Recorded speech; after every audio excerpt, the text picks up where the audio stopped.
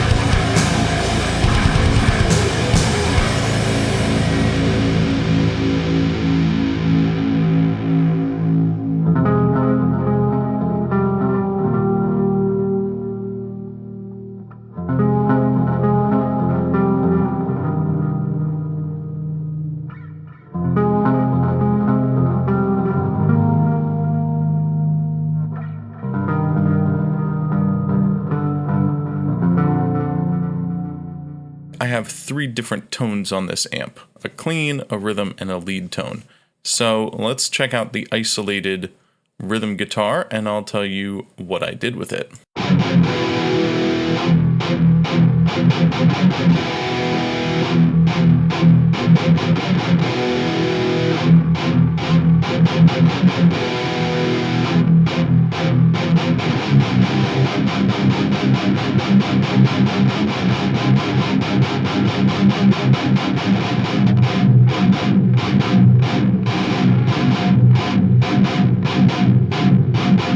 As you can see, this plugin does have stereo routing, oversampling, a built-in tuner, a built-in noise gate, tube screamer, and booster, as well as 2 different models of this amp, both the 6L6 and EL34 versions.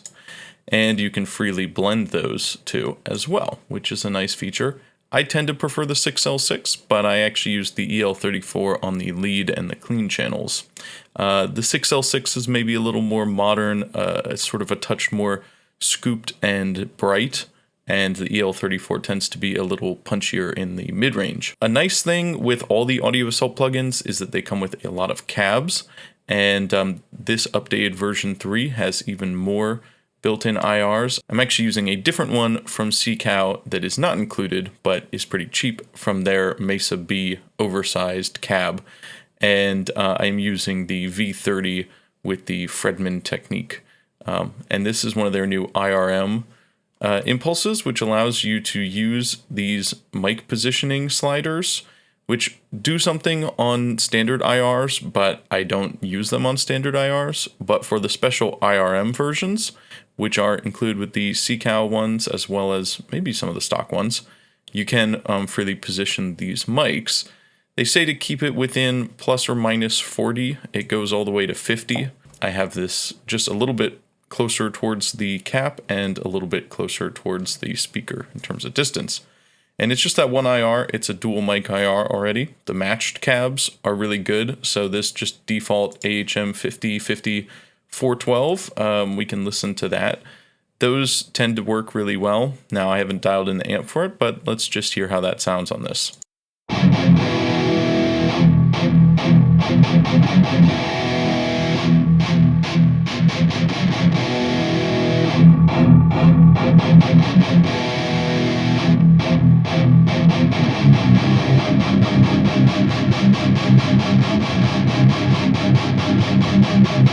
The amp itself, I don't have anything too fancy going on. The Tube Screamer is sort of your typical metal Tube Screamer set up here with the level all the way up, no drive, and a little bit of tone. And I turned down the gain a little bit on the amp as well as the resonance on the bass, because this particular IR I'm using has a lot of bass and resonance, low frequencies already, and then gave it a little boost on the high stuff. And then that's running into a graphic EQ, which is boosting some low mids and a little bit of 8K, reducing some of the low end. Nothing too crazy, but I like doing that, and I route all my guitars in stereo, so that means I can change both channels on the double-tracked guitars all at once, so I can easily dial in the tone and not be switching back and forth between two plugins, which is very important to how I work. There's also this new chorus, and we can hear it on the clean guitars. This is also the EL34 version, and the clean channel, of course.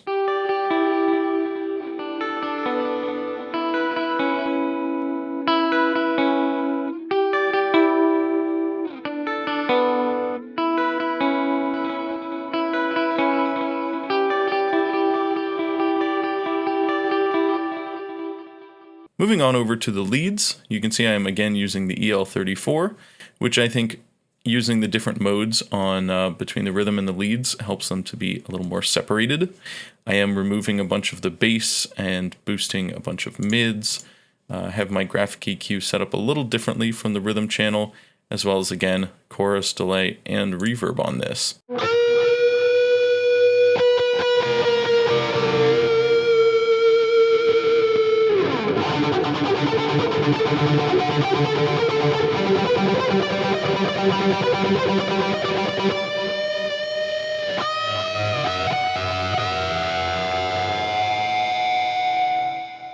So I think that goes to show the versatility of this plugin. It does everything from modern metal to more old school tones. It's got 3 channels with the lead, crunch, and clean. And with the built-in rack effects, the graphic EQ, and the newly added chorus, which is quite nice, you've got everything you need to sculpt a nice wet, clean, or lead tone. The only other thing they could add to this, I would say, is a compressor. I like for clean tones, but it also works well without it. And the stock IRs are good. The stock cab is good. But I do recommend as well this Mesa oversized pack you can get from CCOW on the Audio Assault website. It's on sale often for $5, and it sounds quite nice and has a ton of IRs in it.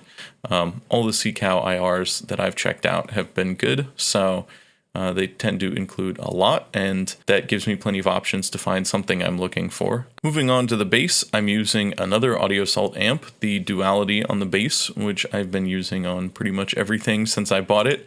I really like it, and this is how I run my bass pretty much live with a parallel drive, and this drive processing has a whole bunch of different options, and you can blend in the amount of drive, the dry wet mix on it, and you can set high pass and low pass on both the input and output to really sculpt it and help it sit with the guitars. And it works great as a clean bass amp as well. You can see the cabs I'm using here, and I'm using some of the graphic EQ and the built-in compressor, which are all really nice. So let's take a listen to the bass amp.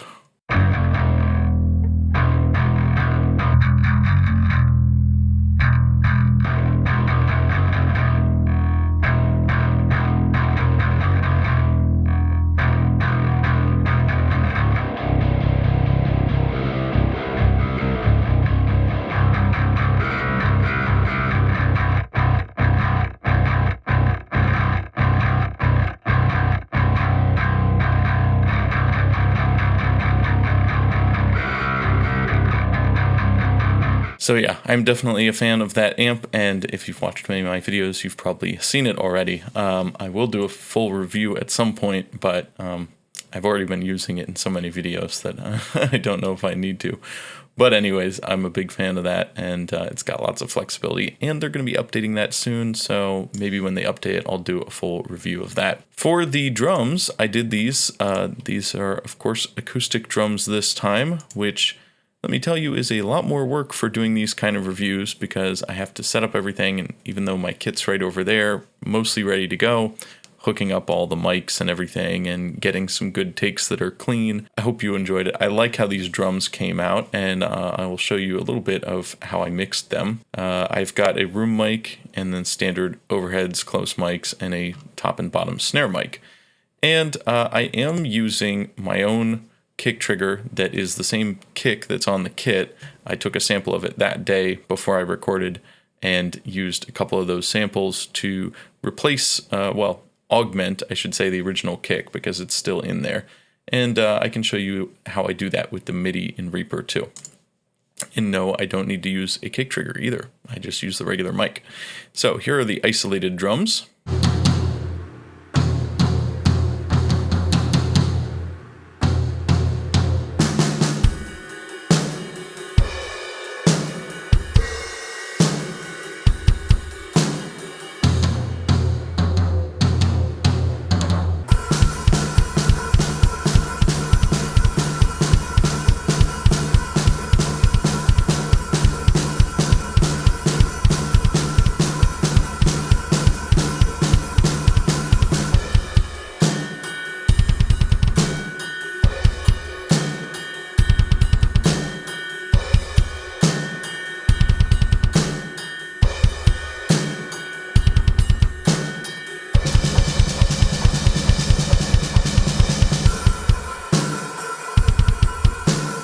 So my mixing setup for this is pretty simple. Everything is going to a drum bus. I also have an overhead bus, a room mic, and then an extra reverb, which is some sends from the individual close mics. And the drum bus just has this bus compressor. All the drums are going through the SSL channel strip for each of the close mics. And of course, those are all set up differently, but that's where I get my compression, my EQ, and my gates. Then my room is going through this supercharger, which is a parallel compressor, and then another SSL channel strip, and then a little bit of extra EQ to make it sit better with everything else. And I have this barrier plugin, which is free on both the rooms and on the snare. And that's sort of a distressor, giving it a little bit of extra beef and distortion. Then my reverb here is coming from Convology. I have this Cool Dark Place setting on it, and this is a convolution reverb, and that's getting another hit with another compressor on the way out. And if you want to know how I do my little kick triggering, I make an extra copy of the kick part, and you can see this has already been split up before in Reaper. So if you press D on the keyboard, it brings up this dynamic split. The couple of important settings are the threshold, of course, and you can see it has these lines, and you want to close that in so it's triggering all of your kicks, even the quiet ones, but it's not triggering on things like toms or snare. I would make sure this U0 crossings is unchecked because this will clip it at the transient, which is what you want for this, rather than right before the transient. And you can also set your minimum slice length and reduce splits so that you just make sure that everything, when you go through it, is being split up well. And once that's done, this menu also has this Create Chromatic MIDI from Slices option. You can do that.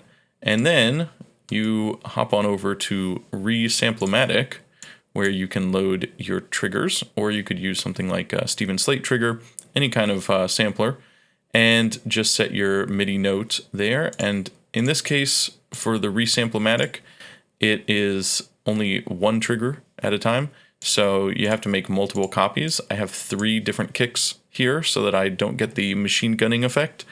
And then I set the probability of those, so you would just divide that from 100 to however many kicks you have. So in this case I have 3, so I have this set at 100 on this one, and then 66 here, and then 33. So each of them have a 1/3 chance, and then you remove played notes so that it won't repeat the same one more than once.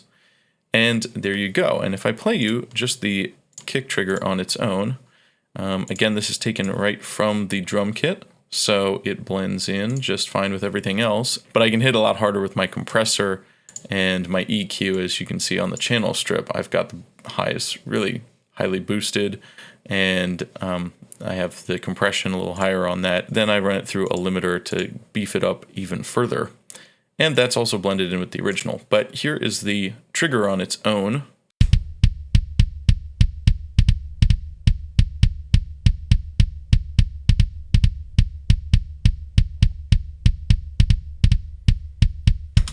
Of course, isolated like that, it sounds a little bit like an electronic drum, but I blended in with the original kick mic.